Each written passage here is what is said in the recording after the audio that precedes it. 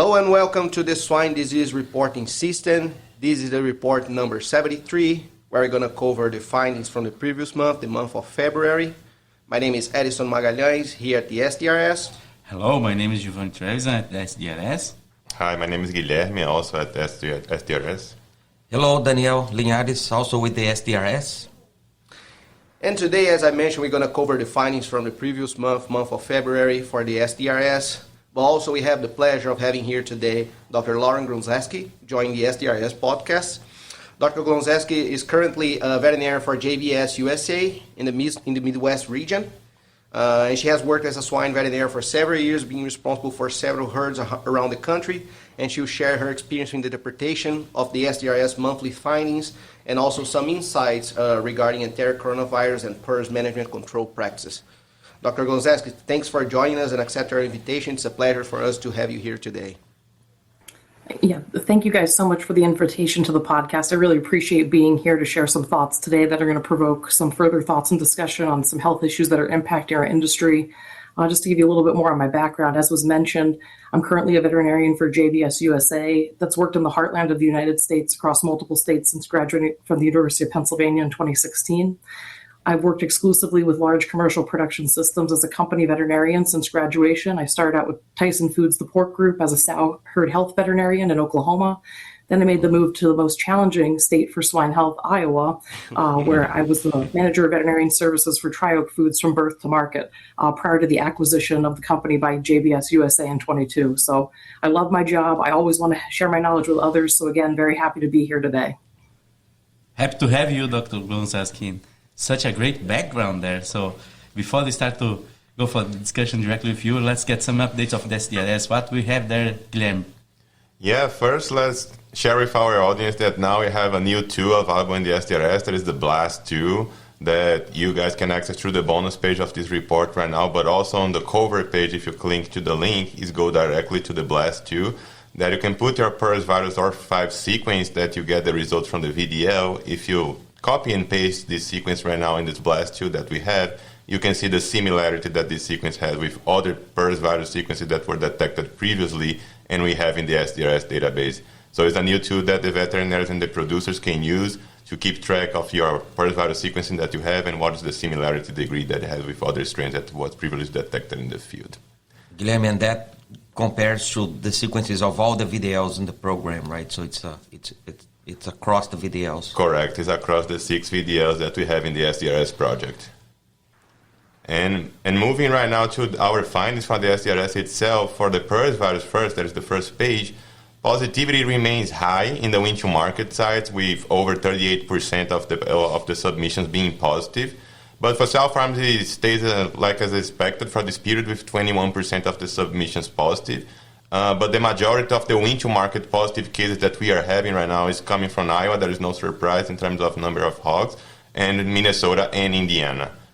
And regarding the sequencing part in our database, we have an alert to the industry that for the first time we have a detection of PRRS virus L1C.5, and for you that are not familiar, is the L1C variant, the new classification that we have. And this first detection was in South Carolina. That was not reported before in our database, and now we could see that. And this lineage is known as this clinical outcome that has in the field in terms of impact. And it has been detected in the Eastern Corn Belt state, for example, Ohio and Indiana, with more detections than in usual in this year of 2024. But however, the detection in South Carolina raised an alert for the larger breeding herd inventories that we have in the U.S. that is located in North Carolina. And to have this detection in a finishing site in South Carolina raised an alert for the industry.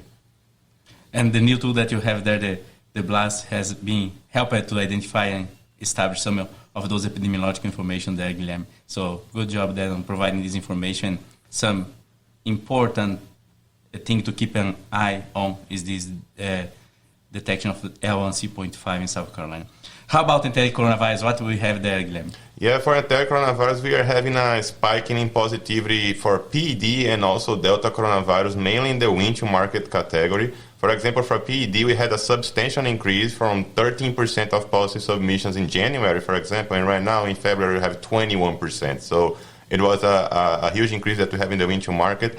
And most of these positive cases is coming from Kansas, Iowa, and North Carolina regarding PED. And for in terms of our state-level monitoring that we have the algorithms in the SDRS, Kansas is having a positivity above the expected, looking to the historical data for this specific state. And moving to the Delta coronavirus, the positivity in the state-level monitoring is above the expected for Iowa, Missouri, and also Minnesota in terms of positivity. And do you have any comments from the advisory board about this activity of this enteric coronavirus? Yes, our advisor mentioned that the majority of the breaks come from lateral breaks in the windshield market, as we have this increased positivity. And these biosecurity bridges that we have, mainly with hauling transportation, employee sharing equipment, for example, people movement, is contributing to this increase in positivity.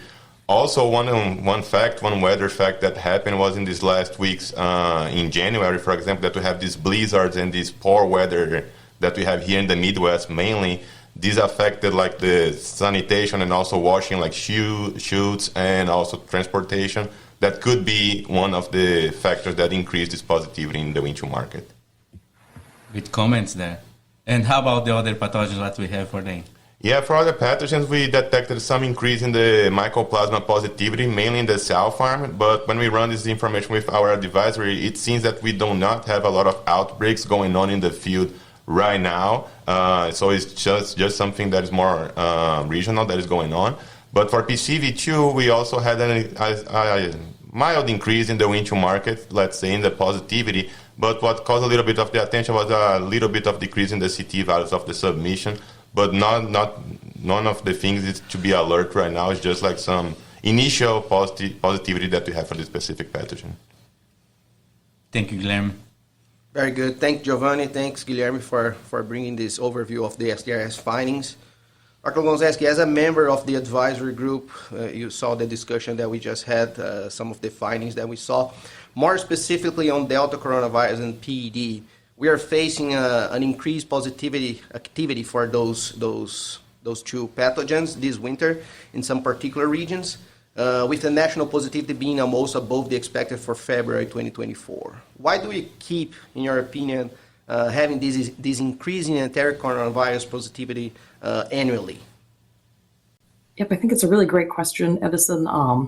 We continue to see increased positivity on a seasonal basis in the United States for both viruses, I think for a couple different reasons.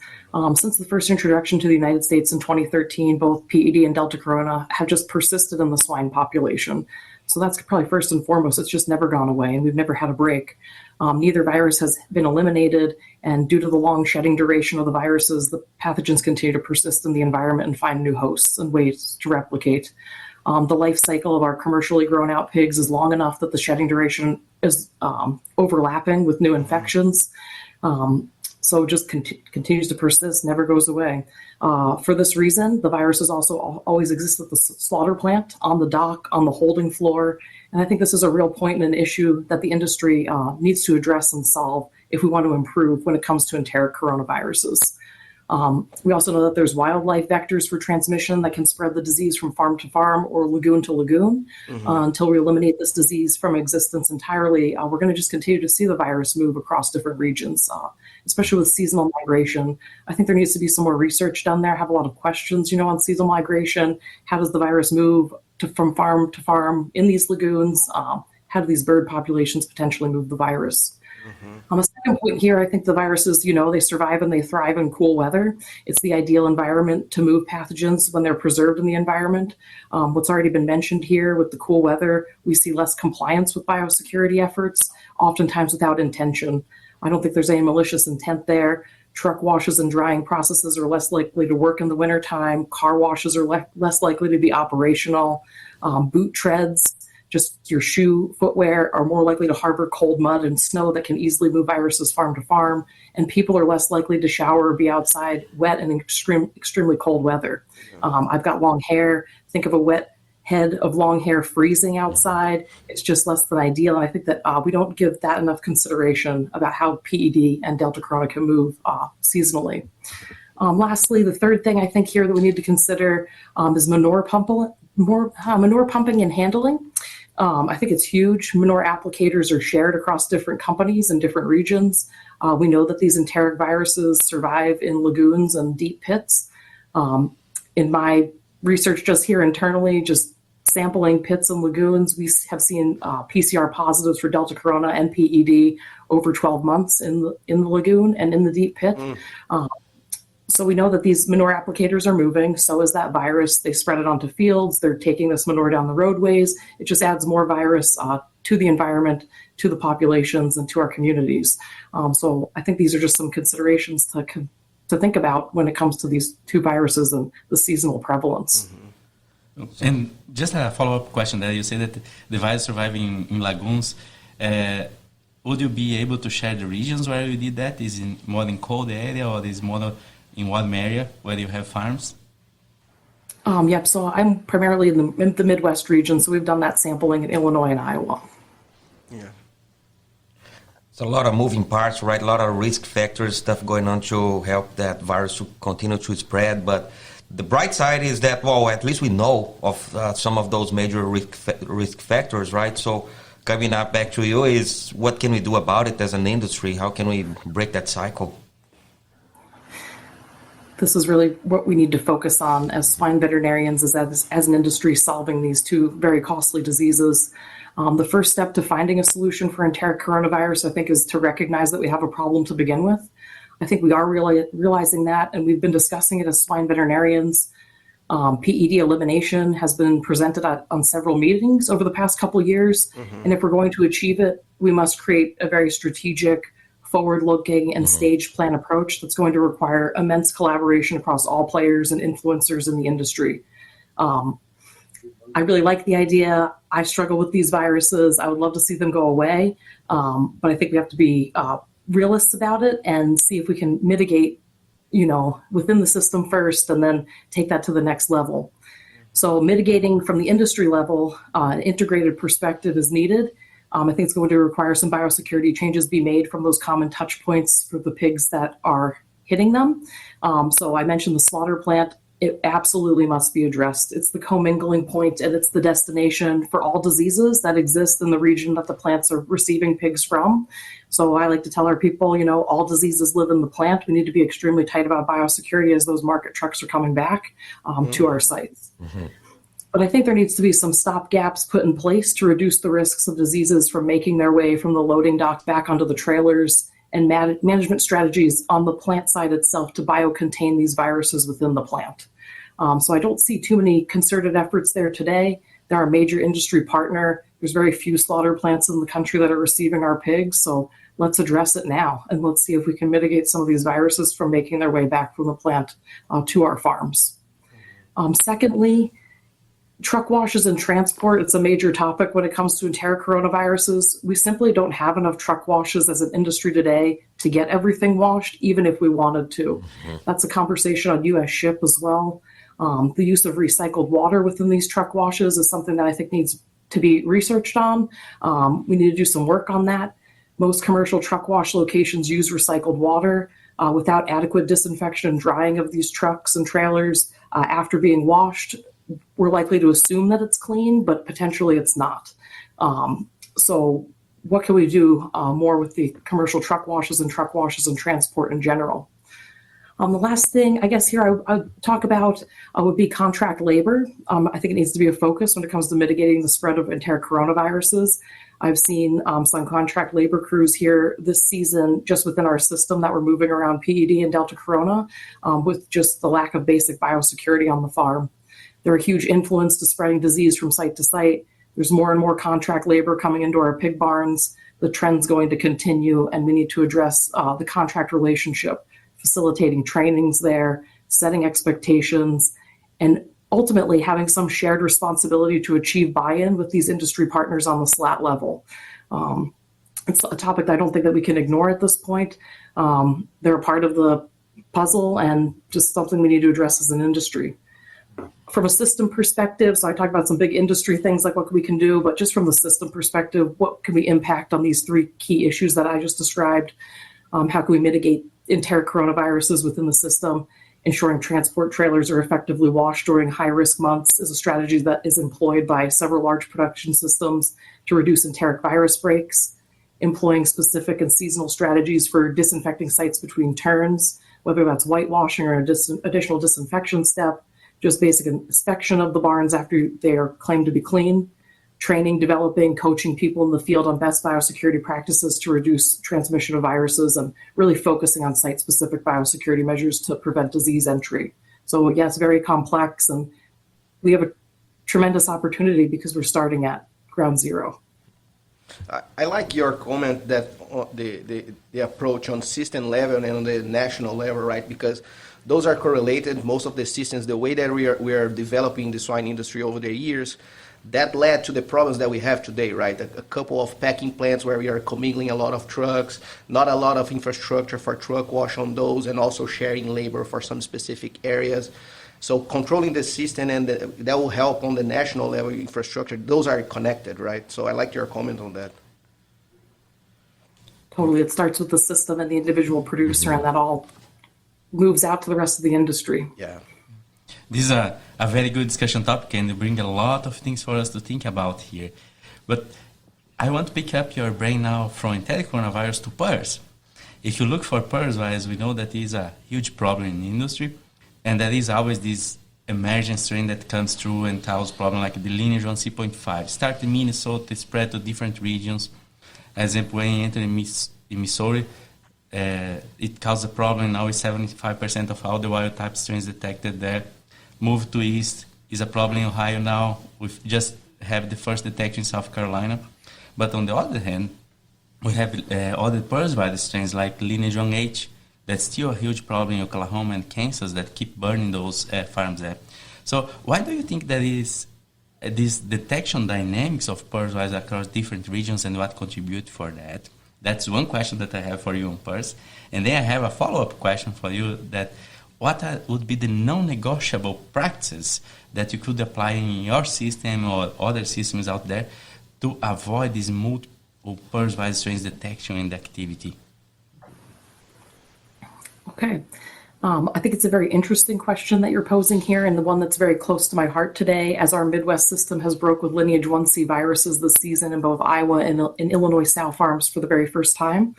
We've been dealing with a lot of lineage 1A and lineage 1H viruses, and here this season we've had those devastating 1C viruses, and it's hitting close to home, this question. I think the progression of the lineage 1C virus might offer us some insight on how these viruses move within a region. It was first described in Minnesota and northern Iowa. The lineage 1C virus I've seen progressing south and infiltrating new territories as described, especially with that South Carolina case. That's far from Minnesota and Iowa. Speaking from my own experience, we saw the lineage 1C viruses initially diagnosed in our northernmost grow-out sites in the system, which are north of Interstate Highway 80 in Iowa. So up in the first described region, they weren't moving really south too much. As time has progressed, we've seen those lineage 1C viruses move south, persist in new regions. So they just kind of slowly progress down the state, down into southeast Iowa for us, and then even into Missouri. So we've seen those viruses move south, and you wonder about regional spread and how that's happening. These lineage 1C viruses, they've recently just emerged within the industry. It demonstrates how PRRS continues to adapt and finds a way to infect the host. These viruses, they're extremely virulent. They've overtaken other lineages.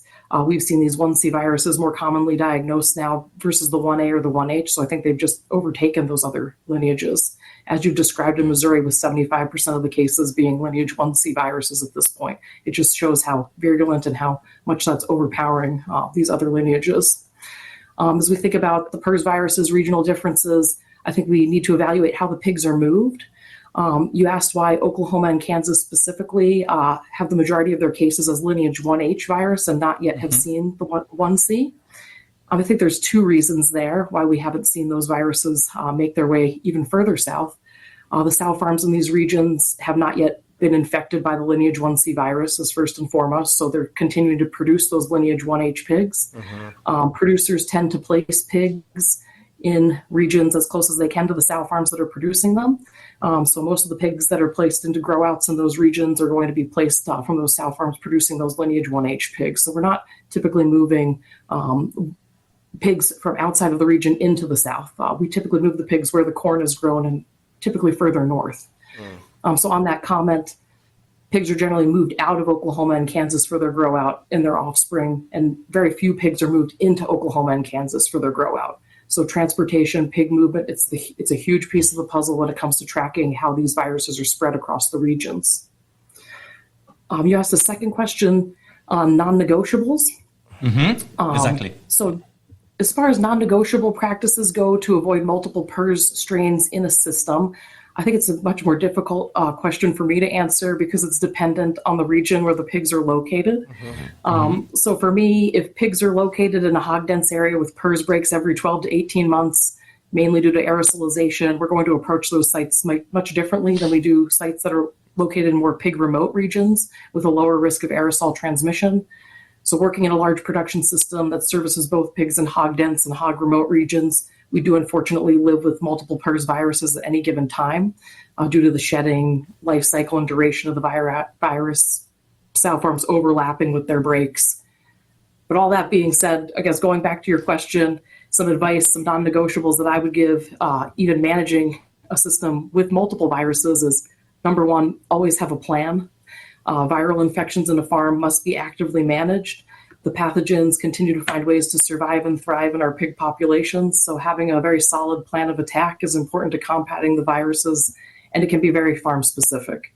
Medications, vaccines, management practices, they all play into PRRS planning, and I think this can be coordinated with your veterinarian, but don't ignore it. Don't not have a plan. The plan can change every year, even month to month, but always have a plan of attack because you're dealing with an active live organism that's going to change and going to find a way to persist.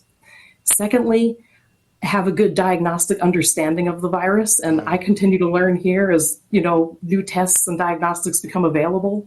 So utilizing all the tools that we have available today, continuing to evolve your diagnostic requests and sampling as these new tools become available. As the viruses continue to adapt and evolve, I think it's important to collect the best information that we can and utilize that most modern diagnostic tool to understand the PRRS viruses we're dealing with.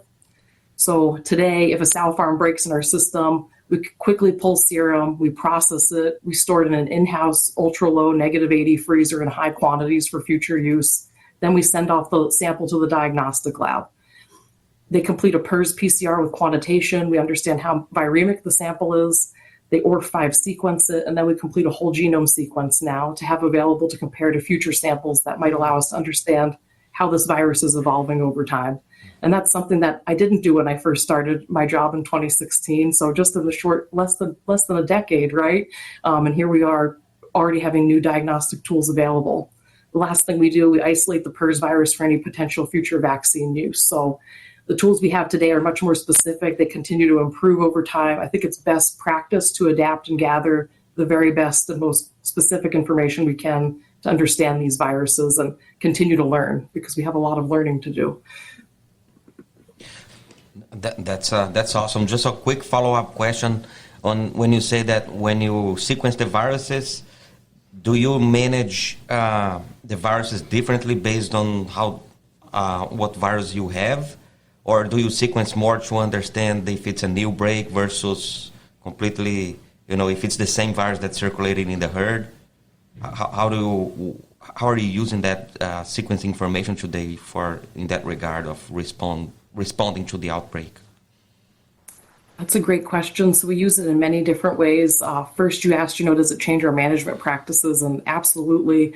I've seen it in our production system as well as others. This lineage 1C virus is so virulent when it starts to hit the sow farm. I've seen several production systems, taking out 6 weeks of pigs and just not weaning any pigs for a period of time because they do so poorly in the nursery phase. And the decision has to be an economic one. Do you put those pigs on feed or is our mortality going to be so extreme? And we can kind of predict that from the sequencing and comparison to others in the industry and what their experience has been. So yes, we would change our management practices depending on that sequence. We also use that whole genome sequencing to compare to others, try to find the source of the virus. see if we can find any links or where we contracted it. We found some cases here with whole genome sequencing where we found 100% match to another farm outside of our system. And you wonder, 100% match, that virus must have been tracked directly to the farm, like feces or blood right into a pig on our farm. So you wonder about that. And the whole genome sequence is certainly helpful there because you're not just getting that ORF5. And if you find 100% match on the whole genome, you're like, yep, that's probably it. Thirdly, we're using those whole genome sequences or sequence attempts just to track the virus over time.